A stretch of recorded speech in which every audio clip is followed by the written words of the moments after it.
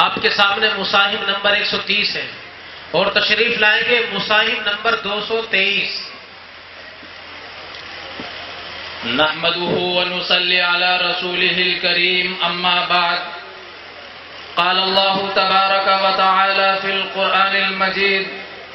اعوذ بالله من الشيطان الرجيم بسم الله الرحمن الرحيم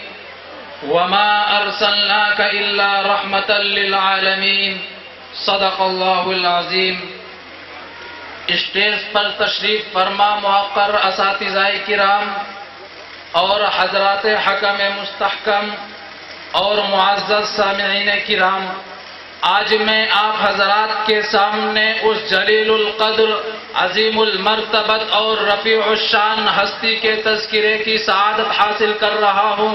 جو اگر ایک طرف تاریخ انسانی کا سب سے بڑا ہمدرد، سب سے بڑا غمخوار اور سب سے عظیم محسن ہے، تو دوسری جانب تاریخ ظلم و جور کا سب سے زیادہ ستم زدہ اور سب سے زیادہ مظلوم و مکروب بھی، جو ذات نسب میں سب سے عالی، حسب میں سب سے برتر، جس کی سیرت ممتاز، صورت و عادات اور شمائل میں قوم سے علیحدہ، عبادات و رسوم میں ان سے الگ، لہو و لعب سے مجتنب، کفر و شرک سے متنفر، ظلم و عدوان سے کوس و دور، جنگ و جدال سے متنفر، اخلاق فاضلہ سے محلہ، اخلاق رذیلہ سے معرہ، عصمت و عفت کے فرشتے، بال بال سے حسن ٹپکتا ہوا، جن کے ایک ایک کلمے سے پھول جڑتا ہوا، میری مراد آقا انعامدار، مدینے کے تاجدار، احمد مجتبی، محمد مصطفیٰ صلی اللہ علیہ وسلم کی ذات گرامی۔ حضرات گرامی،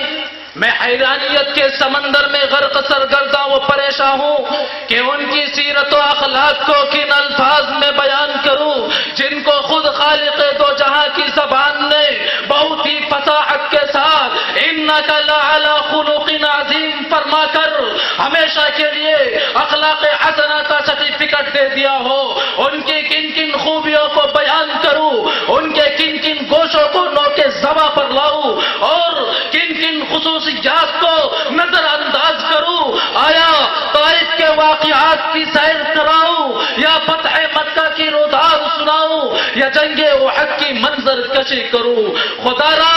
جاؤ، اگر تم سے ہو سکے تو تاجدار فتح کے اخلاق کی داستان مکہ کی گلیوں سے پوچھو، تاریخ کے اوراق سے پوچھو، مدینے کی گلیوں سے پوچھو، صحن کعبہ اور سرزمین عرب سے پوچھو، یہ سب تمہیں تاجدار فتح کے خلق عظیم کے نغمے سنائیں گے۔